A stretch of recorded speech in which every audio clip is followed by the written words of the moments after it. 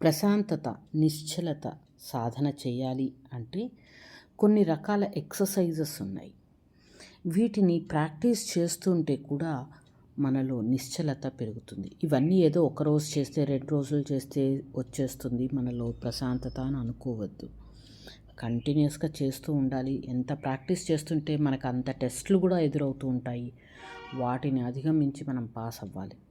అందులో మొట్టమొదటిది unexpected circumstances. మనం అనుకోని సంఘటనలు ఎదురైనప్పుడు ఎక్కువగా షాక్ అవ్వద్దు, ఎక్సైట్ అవ్వద్దు.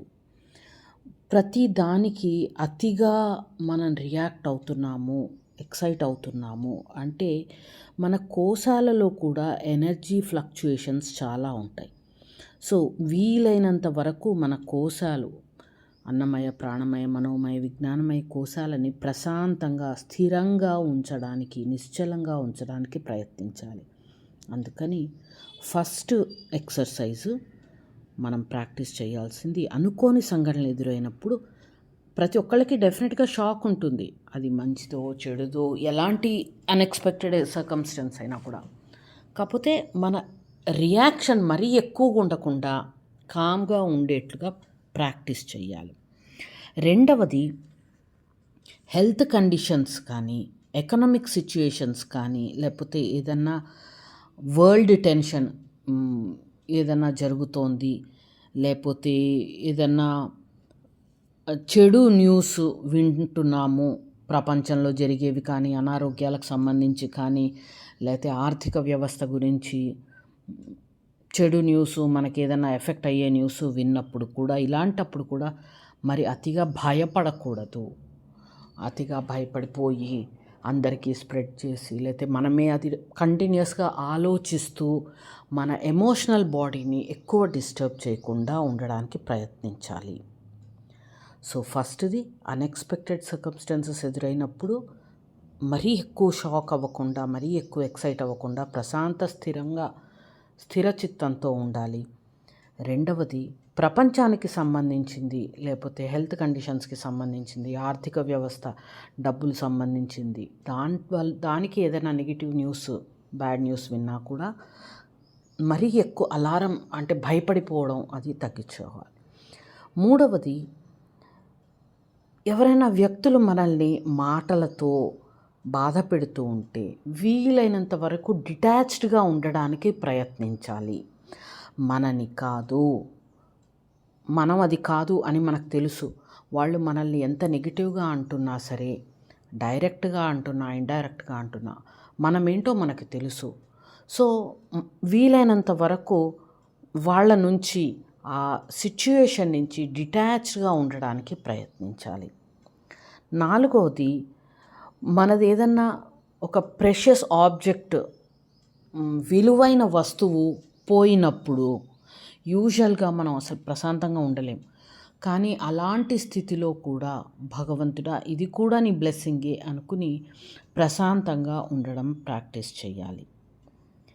ఐదవది మనకి దగ్గర వాళ్ళు, కావలసిన వాళ్ళు, లేకపోతే స్నేహితులు ఎవరన్నా శరీరాన్ని వదిలేసినప్పుడు అప్పుడు కూడా వీలైనంత వరకు ప్రశాంతంగా ఉండాలి. యాజిటేట్ అవ్వకూడదు. బాధపడకూడదు అని కాదు, కానీ ఎంతవరకు ఆలోచించుకోండి, మినిమైజ్ చేసుకోండి. ప్రశాంతంగా ప్రతి ఒక్కళ్ళు ఈ భూమి మీదకి వచ్చిన ప్రతి ఒక్కళ్ళు వెళ్ళిపోవాల్సిన వాళ్ళే. అందరికీ నాలెడ్జ్ ఉంది లేదని కాదు, ఆ టైంలో మనకి గుర్తురాదు అంతే. సో వీలైనంత తొందరగా మనల్ని మనం కామ్ డౌన్ చేసుకుని ప్రశాంతంగా ఉండడానికి ప్రయత్నించాలి. అందుకే ఇందాక చెప్పాను, ఇదేదో ఒక రోజులో ప్రాక్టీస్ చేస్తే ఈ ఎక్సర్సైజెస్ వస్తాయని కాదు. రోజు రకరకాల ఎక్స్పీరియన్సెస్లో మనం కామ్గా ఉండడం ప్రాక్టీస్ చేస్తూ ఉంటే, సాధన చేస్తూ ఉంటే ఎప్పటికో అప్పటికి లోపలిగా నిశ్చలత అన్నది మనకు వస్తుంది. నెక్స్ట్ ఆరవది మనల్ని గౌరవించినప్పుడు, వేరే వ్యక్తులు మనల్ని గౌరవించి మెచ్చుకుని మనకి బహుమానాలు ఇచ్చి సన్మానాలు చేసి శాలువలు కప్పినప్పుడు అతిగా సంతోషపడిపోయి ఆహా నా గొప్పతనమే అని ఎక్సైట్ అవ్వకూడదు. ఏదైనా సరే భగవద్గీతలో కృష్ణ పరమాత్మ చెప్పింది అదే కదా, మంచైనా చెడైనా స్థిరంగా నిలిచి ఉండాలి మనము. సో అదే చెప్తున్నారు, ఇది మనం ప్రాక్టీస్ చేయాలి. మనం భగవద్గీత శ్లోకాలు ఊరికే బట్టేసో లేకపోతే చదవడం వచ్చేసింది అనుకోవడం కాదు. దాన్ని మనం ఆచరణలో పెట్టడానికి ప్రయత్నించాలి. 7th వన్, ఏదైనా ఒక గ్రేట్ సక్సెస్ ఆర్ అచీవ్మెంట్ మనం పొందినప్పుడు, ఏదైనా పని చేసాము, అది ఒక పెద్ద సక్సెస్ అయింది, గొప్పది సాధించాము అన్నప్పుడు దాని నుంచి డిటాచ్డ్గా ఉండాలి. అంటే అయిపోయింది, ఆ పని సాధించేసాము, నెక్స్ట్ ఇంకేం పని చేయాలి, ఎంతమందికి ఉపయోగపడతాను అని ఆలోచించాలి తప్పితే, ఇప్పుడు నేను సాధించేశాను కాబట్టి గొప్పతనం అంతా నాదే, నేనే అని 10 మందికి చెప్పుకుని మన ఈగోని పెంచుకోవడము అలాంటిది చేయకూడదు. Try to be detached. లాస్ట్ది 8th ఇంపేషన్స్, అసహనము ఆందోళన పడకుండా ప్రశాంతంగా ఉండాలి. రకరకాల పరిస్థితులు మనకి లైఫ్లో డిఫరెంట్ ఆస్పెక్ట్స్లో మనకి అసహనం ఉంటుంది. వేరే వాళ్ళు మనం చెప్పింది అర్థం చేసుకోకపోవచ్చు, లేకపోతే ఏవో కారణాల వల్ల ఆందోళన, స్ట్రెస్ ఇవి ఎక్కువ అవ్వచ్చు. వీలైనంత వరకు ఆ ఊబిలోకి పడకుండా స్థిరంగా ఉండడానికి, ప్రశాంతంగా ఉండడానికి మనం ప్రాక్టీస్ చేస్తూ ఉంటే, ఈ 8 రూల్స్ ప్రాక్టీస్ చేస్తూ ఉంటే చాలా త్వరగా మన కాన్షియస్నెస్లో ఆ ఫోకస్ అన్నది తెలుస్తుంది. ఏది కరెక్టు, ఏది కాదు, మనం ఎట్లా కామ్నెస్ నుంచి దూరం వెళుతున్నామో తెలుస్తుంది. ఆ అవేర్నెస్ వస్తుంది. మనల్ని మనం ఎక్కడ కరెక్ట్ చేసుకోవాలి అనేది కూడా మనకే తెలుస్తుంది. సో ఇది ప్రాక్టీస్ చేస్తూ ఉంటే మనం అసలు నవ్వము, ఏడవము అన్నది కాదు, సంతోషంగా ఉంటాము. కానీ మరీ అతిగా రియాక్ట్ అవ్వకుండా ప్రశాంతంగా ఉండగలుగుతాము. ప్రశాంతంగా ఉంటే ఆటోమేటిక్గా సోల్ ఎనర్జీ ఎక్కువ అవుతుంది. సోల్ ఎనర్జీ ఎక్కువ అయితే డివైన్ కనెక్షన్ స్ట్రెంగ్తెన్ అవుతుంది. ఎప్పుడైతే మనలో ప్రశాంతత వస్తుందో ఫిజికల్ హెల్త్ ఇంప్రూవ్ అవుతుంది.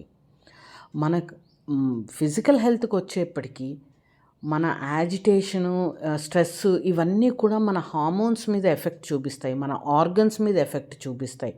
అందుకని మనకు హెల్త్ ప్రాబ్లమ్స్ వస్తాయి. సో ఎప్పుడైతే ఈ ప్రశాంతతని మనం సాధన చేస్తూ ఉంటామో, ఎనర్జీ ఫీల్డ్లో లైక్ అట్రాక్ట్స్ లైక్, మనం ఒకటి సాధన చేస్తున్నాము మంచిది అన్నప్పుడు ఆటోమేటిక్గా మన చుట్టూ ఉండే మంచి ఎనర్జీస్ మనకు అట్రాక్ట్ అవుతాయి. అప్పుడు మన ప్రాక్టీస్ ఇంకా బాగా సాగుతుంది. మనలో ఆ ప్రశాంతత వచ్చినప్పుడు మన ఫిజికల్ ఆర్గన్స్ కూడా కామ్ డౌన్ అవుతాయి, గ్లాండ్స్ కూడా కామ్ డౌన్ అవుతాయి, చక్రాస్ కూడా కామ్ అవుతాయి. సో హెల్త్ ఇంప్రూవ్ అవుతుంది, ఎమోషన్స్ ఇంప్రూవ్ అవుతాయి, మెంటల్ క్లారిటీ వస్తుంది. సో అన్ని రకాలుగా ప్రతి ఒక్కళ్ళకి, పిల్లల దగ్గర నుంచి పెద్దవాళ్ళ వరకు ఈ కామ్నెస్ ప్రాక్టీస్ చేయడం చాలా చాలా అవసరం. వీలైతే చేస్తే, కుదిరితే అని కాకుండా ప్రతి ఒక్కళ్ళు ప్రాక్టీస్ చేస్తూ ఉంటే మనం చేసే ప్రతి పని సక్సెస్ అవుతుంది, హెల్త్ ఇంప్రూవ్ అవుతుంది, మ్యాక్సిమం బెనిఫిట్స్ వస్తాయి. ఈ టాపిక్ మీకు నచ్చిందనే అనుకుంటున్నాను. నచ్చినా సరే, నచ్చకపోయినా సరే, ఎలా ఉందో కామెంట్ సెక్షన్లో పెట్టండి. లైక్ చేయండి తప్పకుండా, నచ్చితే షేర్ చేయండి, ఇంకా మీ ఫ్రెండ్స్కి, ఫ్యామిలీకి షేర్ చేయండి. సబ్స్క్రైబ్ చేసుకోకపోతే సబ్స్క్రైబ్ చేసుకోండి.